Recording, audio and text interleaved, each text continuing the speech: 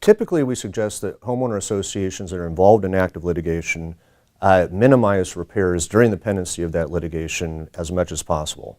The reason being is that at the conclusion of the litigation, they are going to have a pool of money by which they are going to develop an overall repair plan, and that is the time that the association will be engaging in repairs to most of the issues that occur throughout the pendency of the litigation.